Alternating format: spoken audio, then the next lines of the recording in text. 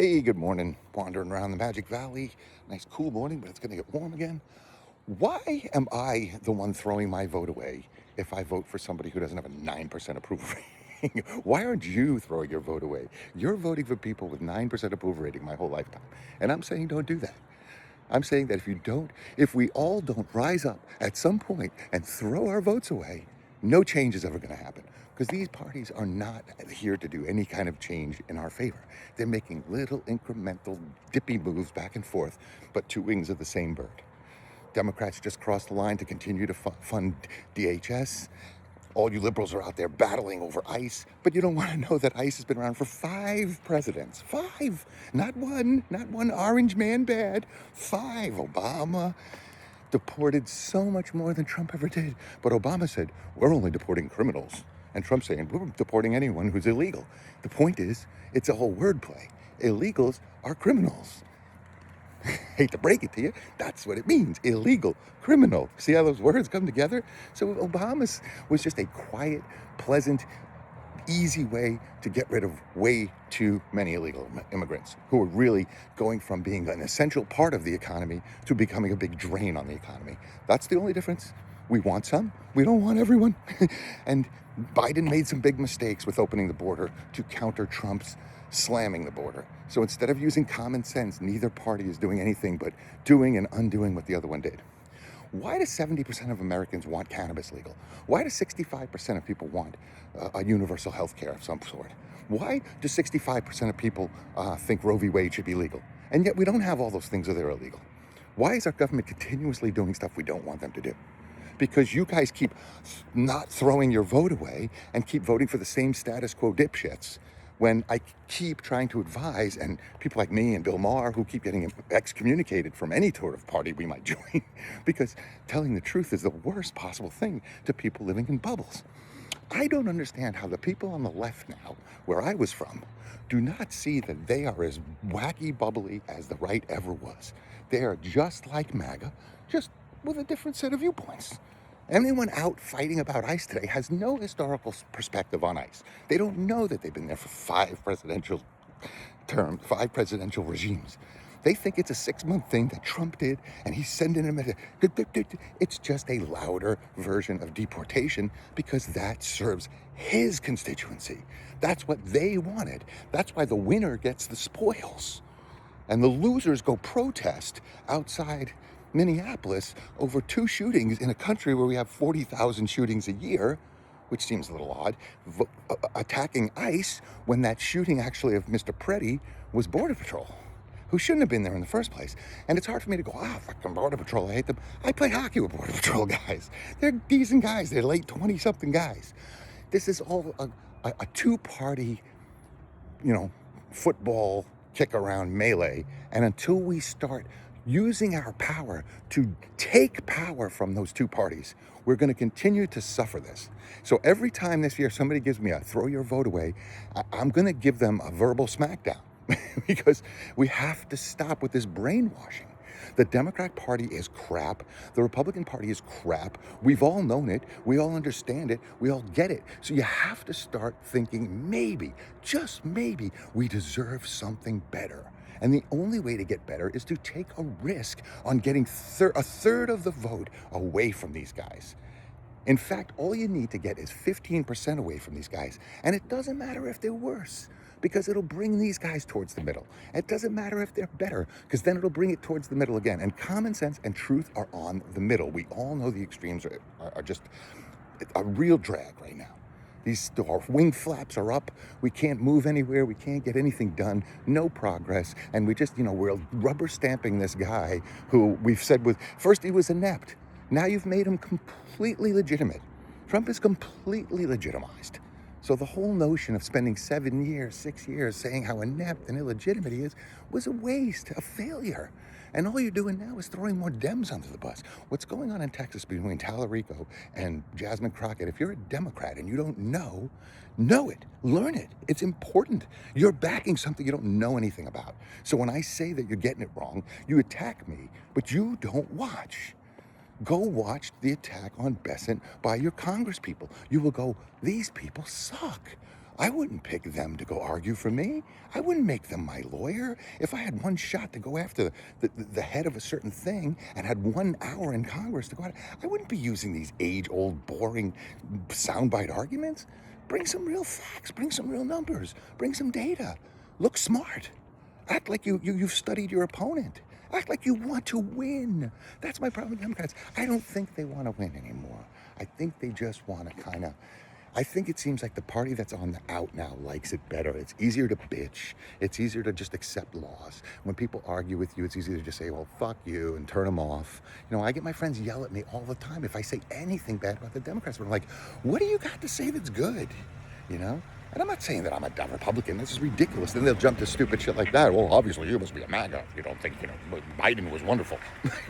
No, that's your leap of retarded lack of intellect. Sorry to use the word retarded. It used to actually be a real word, which means to learn slowly. Retard is slow, retarded. And then it became developmental disability, slow, Yeah.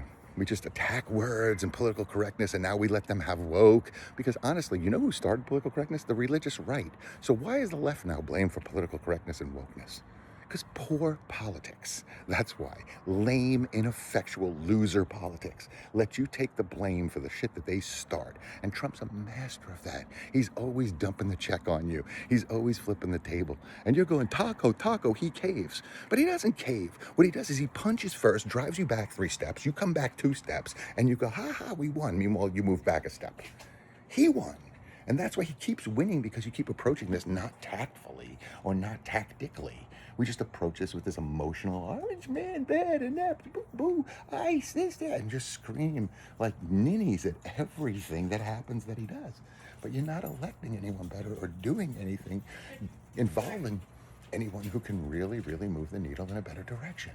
So at this point, I say, please join me in throwing your vote away on somebody that matters to you. And what should be better is as a party, we should be embracing ideas outside of Gaza and this nonsense, and just get to what Bernie's message was, because that's the message. Tallarico's close to it. He's an evangelical Christian. It's going to turn off a lot of the left. It's hard, But you can't have Jasmine Crockett come either and just be like, chap, chap, chap, chap, chap, because outside of Houston, no one cares. 95% of Texas is not used in the inner cities. It's like, this mentality has got to stop. There's got to be a winning mentality.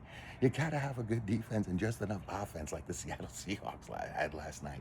You can't just be, like standing there going, throw the ball, throw the ball. That's what Liz Warren was doing in Congress last week. And then another one, this black one. At Besson sitting there laughing at them, just bing, bing, like Wonder Woman, doink, doink, doink, doink. And then the Democrat had to get up and ask the Democrats to show decorum to the Trump appointee. Do you hear what I'm saying? Do you hear this? We now are getting blamed for the lack of decorum over Trump. That's how stupid and weak these representatives are. My great dead grandmother can do better than what I watched Liz Warren do. And I'm sorry, Liz. Thank you for your service. Thank you for all the years of what you've done.